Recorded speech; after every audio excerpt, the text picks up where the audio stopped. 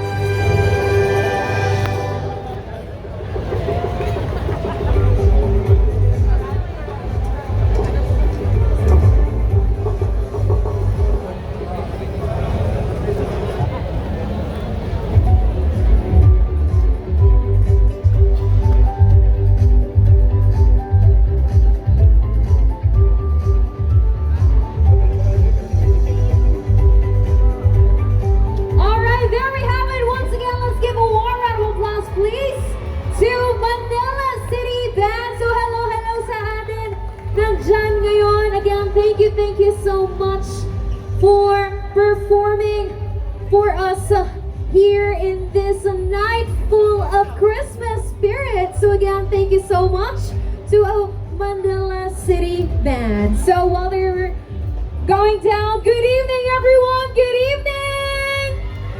Woo! So again, welcome dito sa ating Paskuhan sa Maynila, the Christmas tree lighting ceremony here at the Kartilya ng Katipunan ngayong ika-5 ng Disyembre. At syempre naman, mararamdaman na natin ang Christmas spirit. Kaya naman, welcome, welcome. Hello muna ako dito sa aking kaliwa. Hello dito sa aking mga kaliwa. Kamusta kayo dyan? Are you okay ba kayo? Good evening! And nandito naman sa kanan, mas malakas mo. Ready na ba kayo for later? Yes? Yes! Syempre, itong mga nasa likod, hello sa inyo. Ready na ba kayo? Ayan, I love the energy. Ang dami nating attendees for this night's event. And again, hello sa mga nandito ngayon and hello sa ating Facebook Live viewers.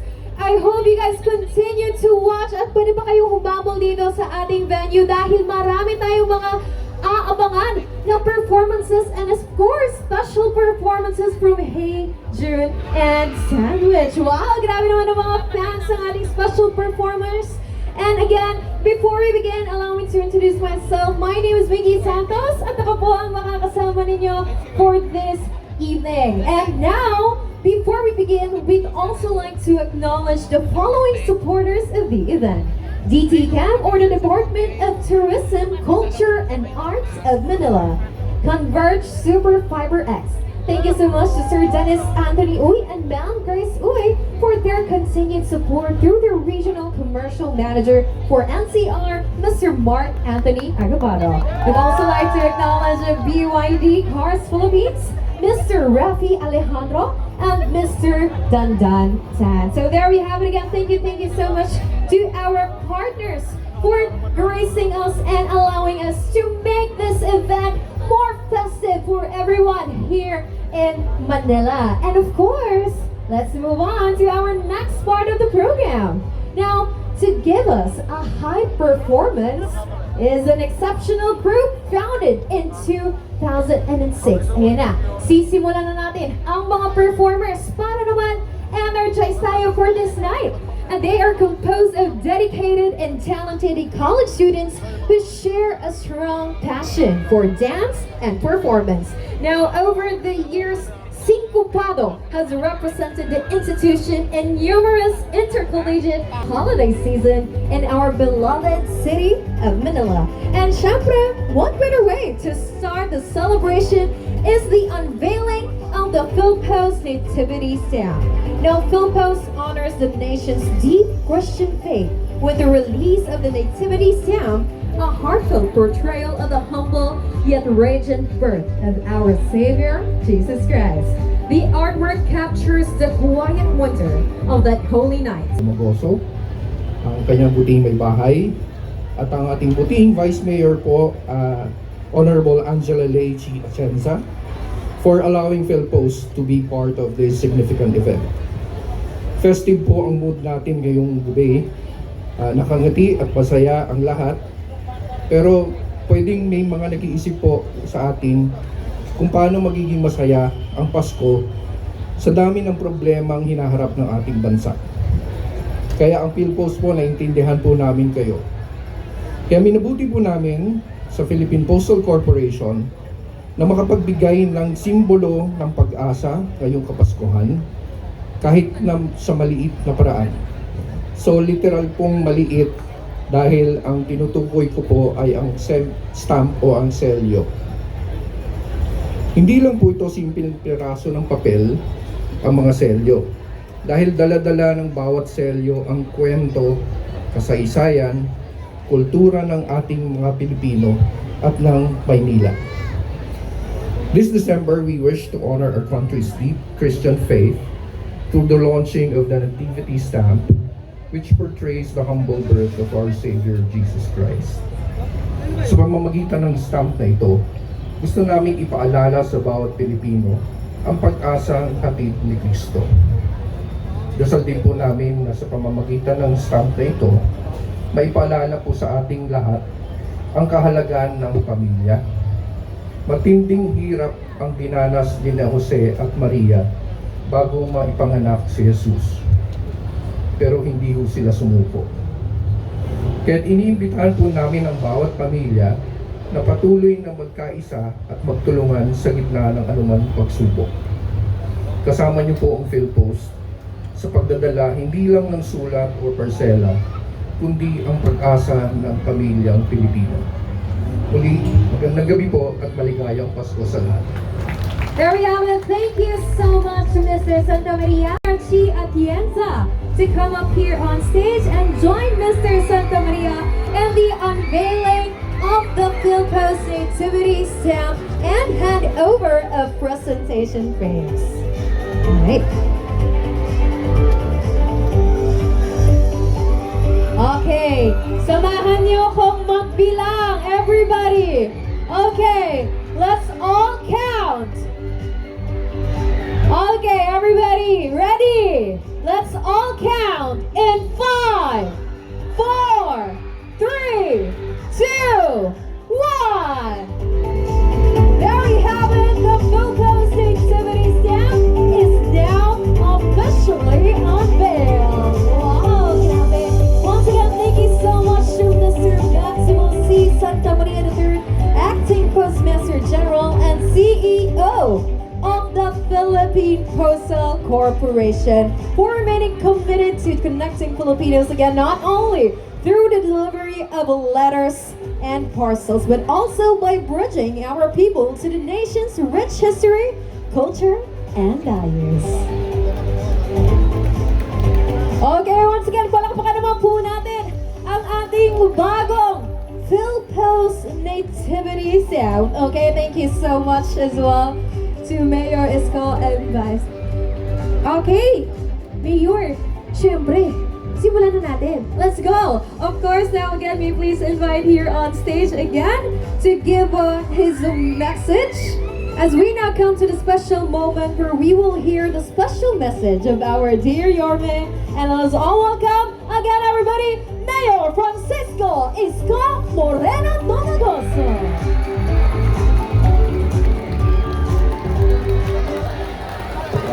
Ay, maupo po kayo.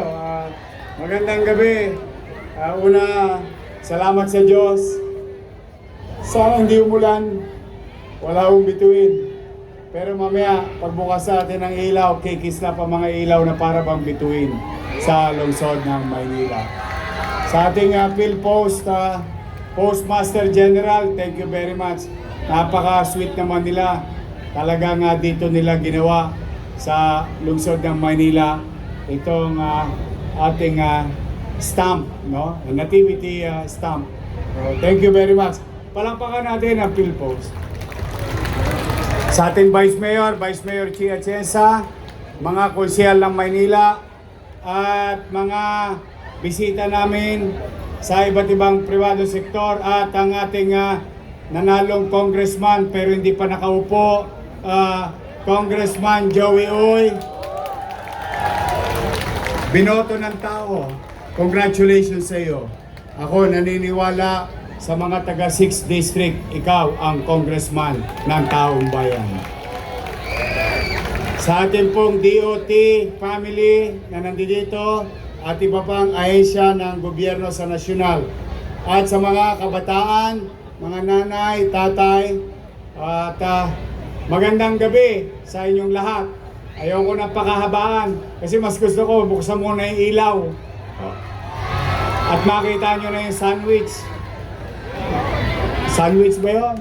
Saka ano? Jejun. Ayun, mukhang inaabangan ng mga kabataan. But ito ay handog sa inyo ng pamahalaang lungsod ng Maynila upang ipaalala pa rin sa atin. Katulad ng sinabi ni Postmaster kanina, marami naging hamon sa buhay natin. Lalo na itong 2 quarter ng taon na ito. Pero 20 araw na lang. 20 araw na lang. May raraos na natin ng 2025. Akalain mo, no? Kaya, sa diwa ng Pasko, na pinaalala sa atin ng ating mga magulang ay 2 bagay. Una, ano madalas sinasabi sa atin ng mga matatanda natin? Magbigayan sa araw ng Pasko. Pangalawa, ano sinabi ng mga matatanda natin? Magmahalan. And I think I'll go to the second part. Magmahalan. You know, what happened in the past weeks and a few months ago is highly unacceptable. That's the truth of the matter. May mga tao at bagay na talagang hindi katanggap-tanggap sa atin. Ngunit, sa tinatakbo ng national government, I think may mananagot naman sa kanila. And they should.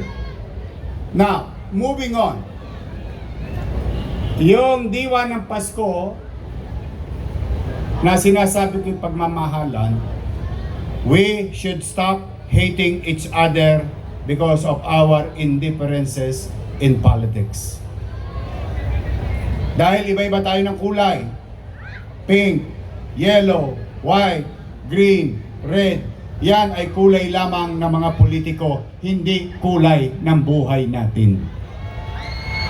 And at the end of the day, pagtiklop ng araw, uwi tayo sa kanya-kanyang tahanan natin at pamilya natin. Wala tayong ibang asahan kundi ang sarili natin, ang pamilya natin, at ang pamahalaan na sana magtagumpay. Huwag nating ipanalangin anumang bahagi ng pamahalang nasyonal o lokal na sila ay masawi, sapagkat ang kasawian ng pamahalaan ay kasawian ng mamamayan. We, Filipinos, no matter what happened, hayaan natin managot sila, but we as Filipinos, we should not separate, segregate because of some political beliefs of some or a few, literally a few individuals for them to gain politically.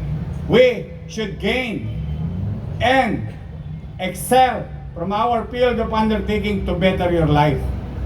We should continue to wish that in 2026 there will be better days for the people of Manila and the people of this country. Yun sana ang maalala natin sa Paskong ito. Patuloy tayong mag-unawaan at hayaan na natin ang mga politika nila. Sa 2028 na lang natin sila harapin. Hayaan natin ang taong bayan na magpasya. Ngunit sa ngayon, ang kailangan natin sa isa't isa, magmahalan, mag-unawaan. We should not divide ourselves, our family, our community. We must unite to a common goal. Better life for our people. That is the job of the government, whether national whether local. Kaya po, sa Maynila, kung mapapansin ninyo, sino una kong pinatawad? Love you, Isko. Ay, wow. Pansinin ninyo, sino una kong pinatawad? Yung mga nagsalita ng masakit sa akin sa politika. Lahat, pinatawad ko sila. Huwag lang silang aabuso sa panahon ko. I will not tolerate it. Pero, I move on fast. Kaya nakakakilos ako ng mas maraming oras doon sa tunay na suliranin ng pamayanan ng mamamayan. Eh kaysa naman ipangibabaw ko yung hapdi at sugat na nagawa sa akin ng mga kalaban ko sa politika. Wala na akong gagawin kundi magmukmok na magmukmok at mag-isip kung paano sila paghigantihan. No, you don't deserve that. What you deserve is that we may have different political beliefs, but we, once elected, must work for our people. We should initiate love when we claim for it. We should care when we ask for it. Kami na, sa amin na magsimula. Kaya gusto ko po, natatapos sa rin naman itong 2025, lahat na yata ng dilubyo. Sinuong natin, pati baha. Konti na lang, nasa labi na natin. Pero, eto tayo, salamat sa Diyos. Magkakasama tayo ngayong gabi. Buhay lahat tayo.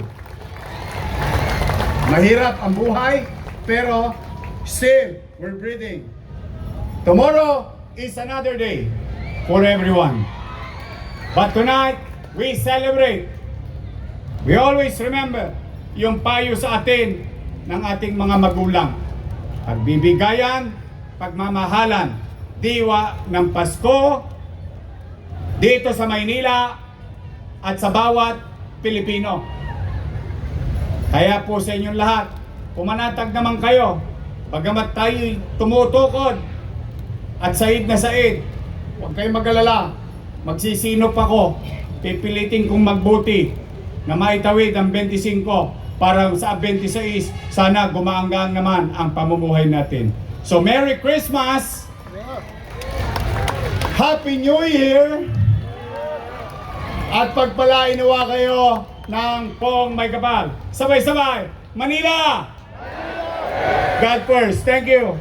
There we have it once again. Thank you so much to our ever hardworking Mayor, Yorme Isko Moreno. At muli for this, we please request our beloved Mayor to step in our BYD vehicle for the lighting of the tunnel powered by BYD. Ayan na, nalalapit na tayo sa exciting part, everybody. We are about to see and unveil. Pero bago muna yan, we are here in our BYD vehicle for the lighting of the tunnel powered by BYD. Ayan na, andyan na si Yorme. Okay. Once again, Merry Christmas and a Happy New Year. Okay, mga ready na? Ready na ba?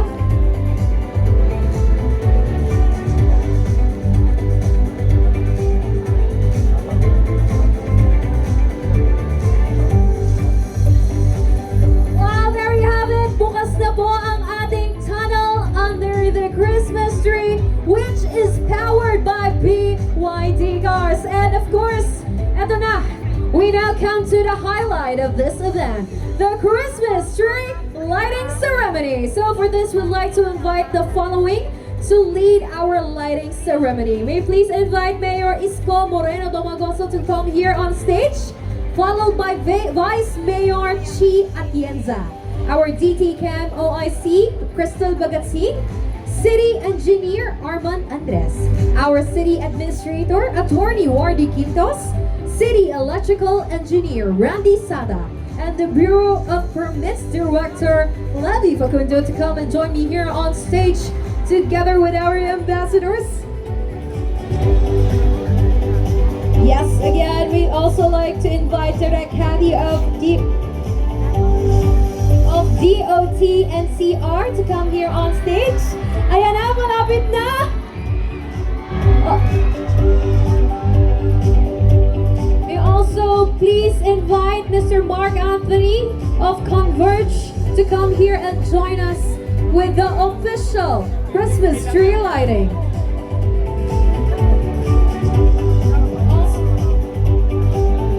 May also invite our full postmaster to come here on stage.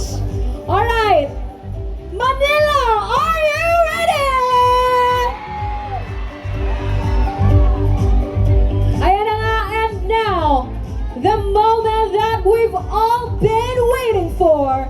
Please, everybody, stand up and get ready to light up our Christmas tree. Mga Manileño, sabay-sabay po tayong magbilang in 10, 8, 7, 6, 5, 4, 3, 2, 1. Merry Christmas and Happy New Year! Kinda-kinda, pura-pura, Once again, our Christmas tree is now official. Let's all get warmed up with a performance from the Manila City Saint Ambassadors. Kinda-kinda, pura-pura, pinaglalaroan ng mga mata. Iba't ibang kalabuti, ating isabi sa puno. Buhusan ng mga puno, ang bakat, igalo. Ritmo-timo, sumisigaw-sigaw ang marundong sasabihin. Lumok-lumok, paikot ng paikot, wala ng palarang bituin. Dapat ang mukha ng Kenny, libones mo sa tuwina. Habang lalong lumarami, regalo mo'y dagdagan. Lumibok-tibok, sumisigaw-sigaw ang nangalan. Thank you sa inyo, pati sa mga viewers nyo and followers nyo. Oh, marami na kayong aabangan. Yes, excited Handa na po ba kayo kami. mapuyat? Yes naman, your man. Ay makapagpasalamat sa inyong lahat. At sa ating mga vloggers, shout out sa lahat ng vloggers. You survive. Abonado pa kayo. Thank you very much sa inyo, ha? Hi, hello. Subscribe lang kayo dito. Mag-iingat kayo. Lahat ng viewers ng Rochelle Anting vlog, please do subscribe and thank you for all your support. Toy, so, yeah, no? Ingat.